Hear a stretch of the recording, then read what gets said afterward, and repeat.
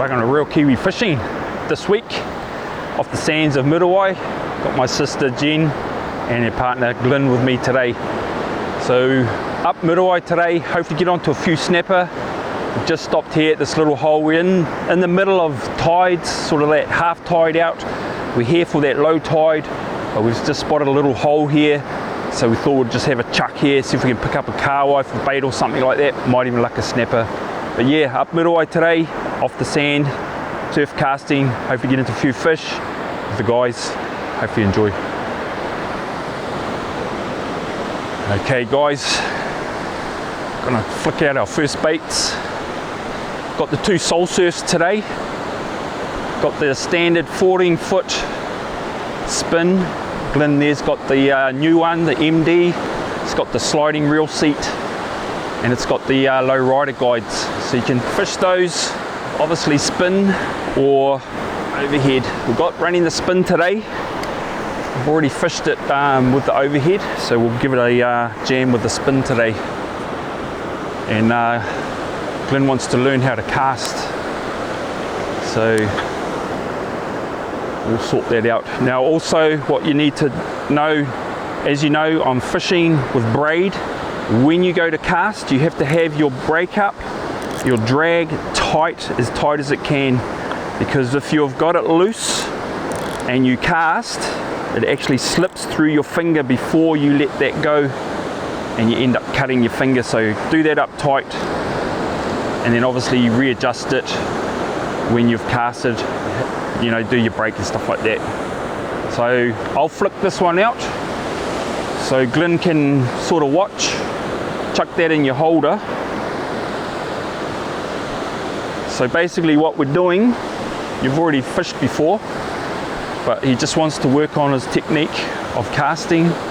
So you basically want about 1 to 1.5 feet before you swivel. If you have it like up too far like that, you don't get a good flick. Okay. So roughly about 1/2 foot there to your swivel. And then you're picking up your line, bringing that down below your bail roller. That takes up the strain. Okay. So a lot of people, what they do is they hold the line like that, right, to go to cast, and that can sometimes flick out and get caught up. Okay. So all you're doing is basically follow your line down. So you just slide it down, take up that strain. Yep. Flick that over, keeps it all nice and tight, won't come off your spool. Okay, nice. Now when you go to cast, obviously you just let your finger go when you want it to go. Okay. And she's gone. Cool. Okay. No cuts hopefully. No cuts hopefully. It's up tight. And then when you're casting, basically you're back here, in behind your shoulder, arm out like that, follow through, you've let go, you keep your rod tip like that, so the line's running nice and freely through your guides. Cool. A lot of guys, what they do is they cast and they hold it like that. Okay. So you're putting tension through your guides, it's slowing down your sinker and stuff. So cast, follow through, hold it, hits the water, hits the bottom, and then you're away. How much effort are you putting behind the cast? Quite a lot. A lot? Yep. Okay. 100 metre cast, here I come. 100 metre cast. So I'll flick this first one out, and then you can have a go at that next one. So we've got a little hole here. The water's just stopping, like you'll see the waves, they've disappeared out the back there. So you know there's a little bit of deep water. That wave there's hitting the side of the hole or the inside gutter and it's reforming there. So we've got a nice little pathway there. So that's just telling me there's a little bit of deep water there. So we're just gonna try a couple of baits here. Nothing happens, we're gonna move on. So once again, take up that strain, bail wire over, and you're ready to go. So we don't need to get too wet because it's not that far out.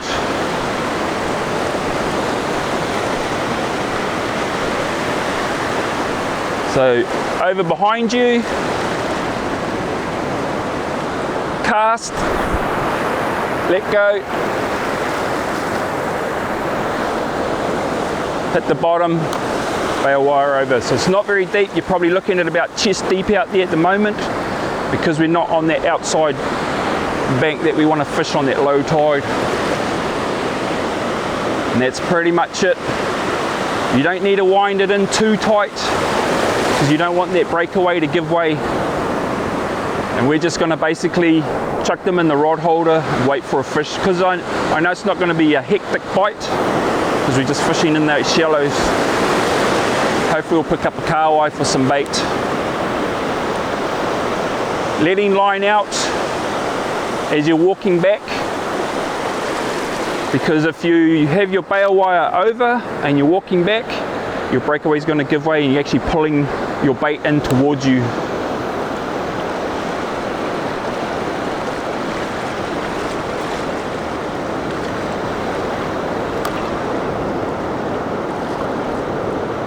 I think I actually had a bite. Had a bite there straight away. Actually bit a couple of times when I was letting line out, so you've got to be careful of that as well. You never know. You can actually get a bite straight away. Grab your rod and chuck it in. Might not have much bait left.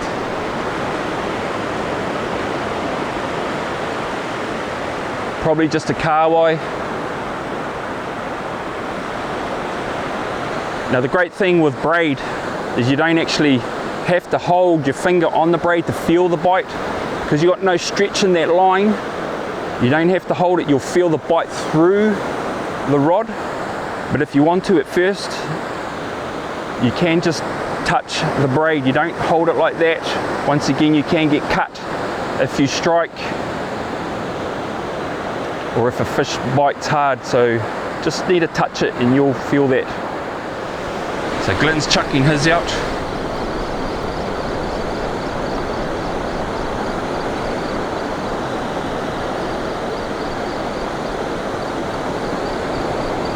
So he needs to work on it a bit. He only got maybe 40-50 meters, didn't really make it out to that little hole there. And as you can see, my bait's gone. So that was a couple of bites straight away. Bait's gone. So I'll bait up again quickly. We'll leave Glynn's where it is. I know it's not really up far enough, but hey, sometimes fish do come in closer, so it's good to have one a little bit closer. I'll get mine out further. Glynn's having another go. He wound it in because he knew he didn't get it out that far. So he's got over the shoulder technique there, down packed. It's a lot better flick.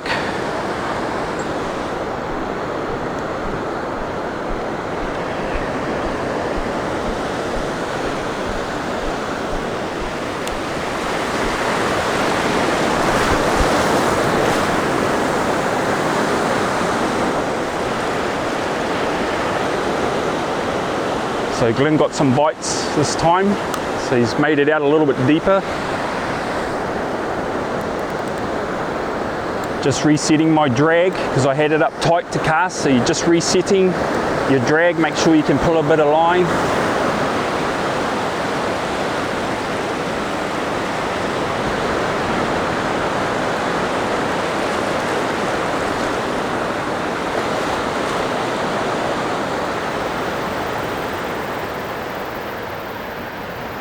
So when you fish Muriwai, good way to have a good look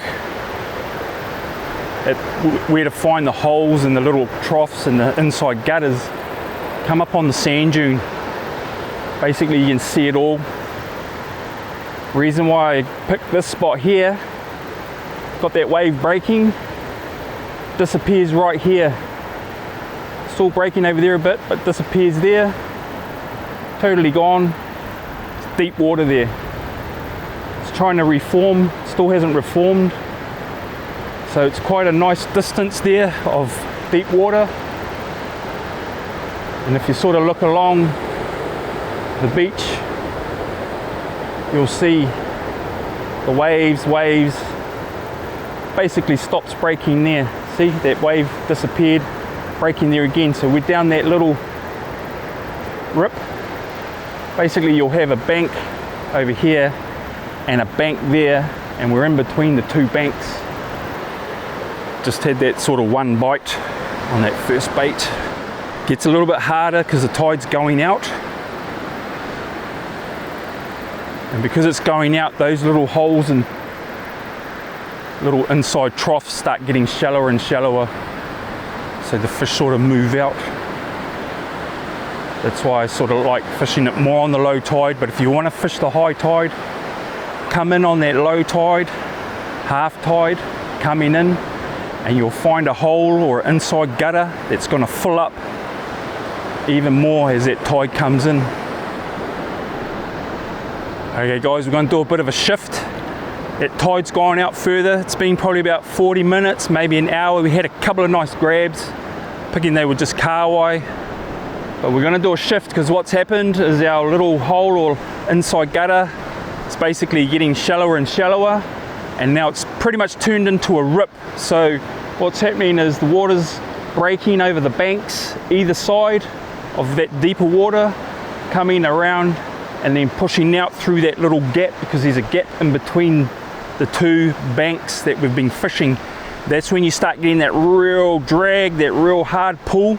Basically you're casting into a rip, and then the rip's just grabbing your sinker, bringing it down and then pulling tight. So when you're fishing Muriwai, you feel that real heavy tight pull, you're probably sitting in that little rip. So we're going to carry on up the beach and we'll have another shot somewhere else, get you back out.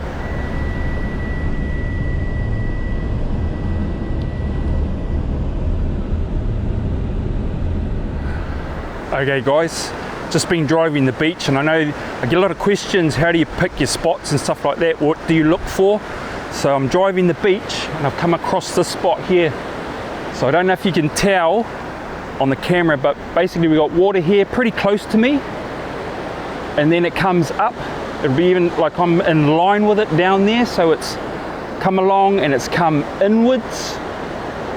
That's a hole there, right there where it's all ruffled up, that water there, maybe chest deep there. Maybe a great spot you could mark something on the hill there to know you got a deep spot there on the high tide to fish.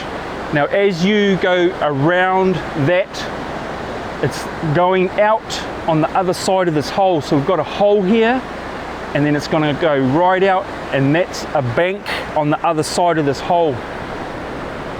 That's going to dry out to the bank you want to fish on that low tide. Okay guys, so we've just gone around that hole. That's where we were parked, on the other side of the hole. It's come around, and then as you come around it, it starts going out here. So that's a lot further out. I'm in line with the water down here in the hole. Look down here, the water's out further. So this water here will just start receding right out. Waves will come in, come up, and then it'll just recede. And where that wave's breaking right there is that bank that you want to stand on. So on the other side of where that wave broke, there's a channel. And normally when the swell's a bit bigger, it'll break further out, roughly around that, maybe up to 400 meters. There's an outside bank, and you're fishing in that channel. So this spot here is great. I want to go further up the beach because I do fish further up, but this is a great spot. So that's what I look for when I'm driving, when I'm fishing those low tides.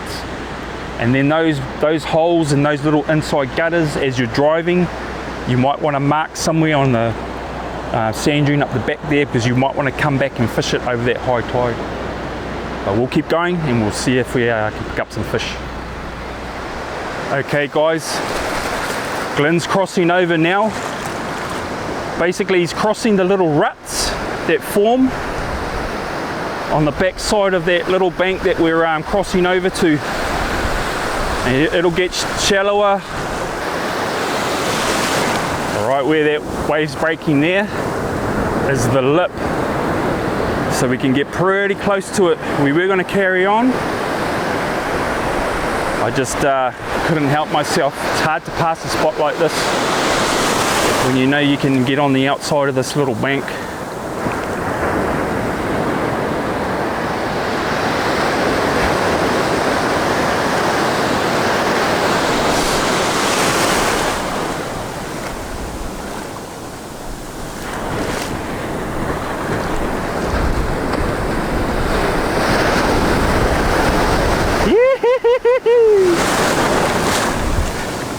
Yeah, give it a flick.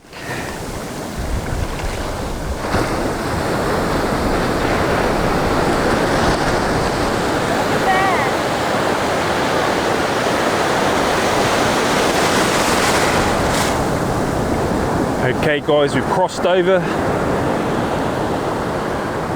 A few little ruts behind us, probably about waist deep, and you can see here Jen's gone past them. Now standing on top of a rut further out, so not as deep. We'll just have one cast here and see what happens. If we get a good bite or something like that, we might try another one, but hopefully we hook up on these two baits. It's pretty hard, like I was saying, to read because the swell's so small. Normally there's a wave further out indicating that outer bank, but because it's only about a metre or under a metre, it won't do it. Watch that gannet.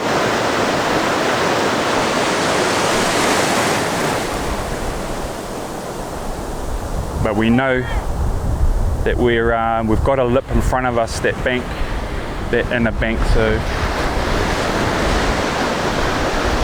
I'd be surprised if we don't get a bite at least.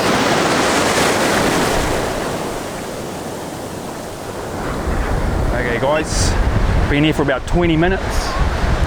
Glynn got a little bit of a nibble. That's pretty much it. So what we're going to do is we're going to move on. So what I normally do when I find a bank, we fish it for a good sort of 15-20 minutes. If nothing happens, we move on. Sometimes the channels out here will hold fish and sometimes not. So rather than spending the whole day fishing here, we might not get much. We're going to move on. So no bites, move on. Jen's trying to feed the paddle crabs.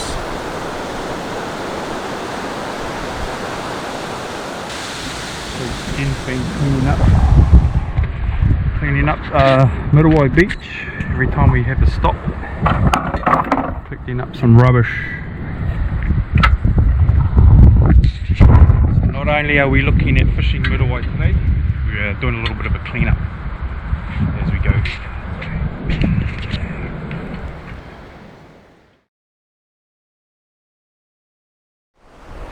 Glynn's on, Glynn's on. Me and Jen just missed a couple. Little ray. Double hookups. Oh, I can see a red tail. There you go, guys. Keep that line tight, keep that line tight. Got pushed off our little, geez, big, eh?